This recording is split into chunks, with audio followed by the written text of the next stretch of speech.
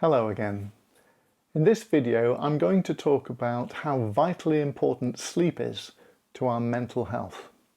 Now this is the 8th video in a short series in which I'm taking particular episodes from my own life and using them to illustrate what I've learned and why I feel abundant in terms of emotional health and well-being, and why I feel qualified to help other people who are struggling. And in each video I pick one of the anxiety freedom cards to illustrate my point.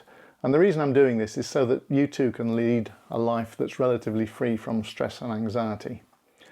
Now, in the previous 2 posts you may have read about what the things that I learned from when my marriage failed. This is going back 20 years in time. And that failure at the time took me to a very dark place where I became depressed. And eventually, later on, after I came out of depression, what I learned about depression inspired me to retrain as a psychotherapist so that I could help other people. Now, there are 2 cards in the anxiety freedom cards that relate to sleep, and they are our dreaming brain. Now, this is an orange card, which means it's a resource. It's one of the things that we're born with and which we can use.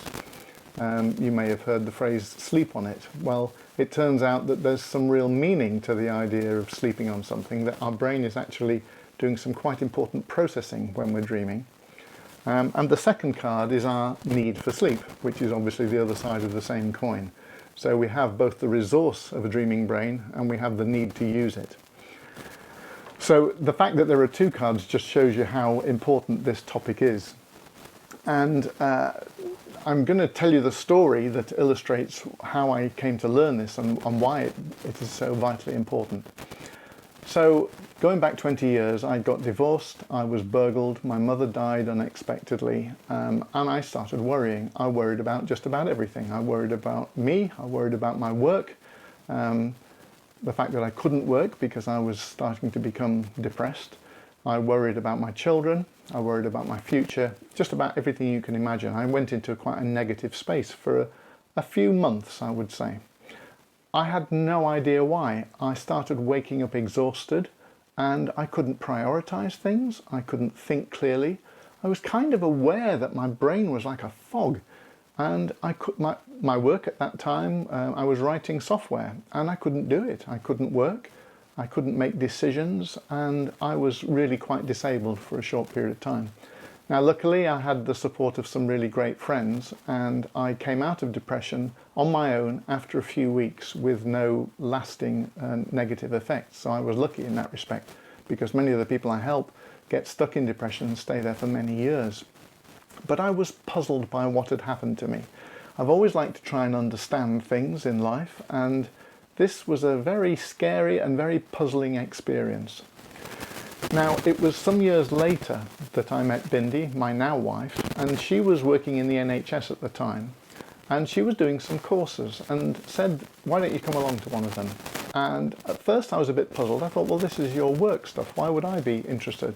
And she sort of said, well, you're always talking about brains and how people think. I think you'd find it interesting. So I went along to this 1-day workshop in London. I think actually it was a seminar.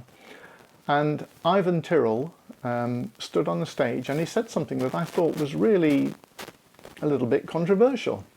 He said, of course, we now understand depression. We understand what causes it. We understand why people get stuck in it. And best of all, we understand how to help people overcome it. And I thought, really? I was very skeptical. I thought, my GP doesn't understand depression in that way. You know, they prescribe SSRIs, Prozac, citalopram, sertraline, those kind of medications to help people who are struggling. But would they claim to understand depression? I kind of thought, this can't really be true. But if it is true, then it's worth knowing about. So I say I was very skeptical, but I went back and I heard him speak again on a related topic, and I started to realize he was saying some things that I'd never heard anybody else mention in relation to depression. And because I'd been there myself, I could relate personally to some of that information. So I got interested and I started to study what he was teaching, and I read some books. One of the books was this book. It's no longer in print, I don't think, The Origin of Dreams by Joe Griffin, Ivan's collaborator. and then it was later republished as Dreaming Reality, and I think the same book is now, it's been revised and updated, and I think it's now called Why We Dream, The Definitive Answer, and it's by Joe Griffin and Ivan Tyrrell. And that book absolutely changed my understanding of the importance of sleep and the dreaming process in mental health. Because what it did is it explained what had happened to me. It explained what depression is in the way that Ivan claimed. And so this was very exciting because there was suddenly a new model for understanding something that it seems like half the world are struggling with. Now, when I was 15 years old, I was a bit of a dreamer. I was not quite old enough to be a child of the 60s, but I was, you know, I was a little bit detached from normal reality in some ways. And I can remember at the age of 15 thinking, how on earth will a person like me ever earn a living? And I looked around to see not only what I was interested in, what I could do well at, but also what topics were growing and what might support me in a career. And I chose electronics, and in fact I studied electronics at university, and later I got involved in writing software.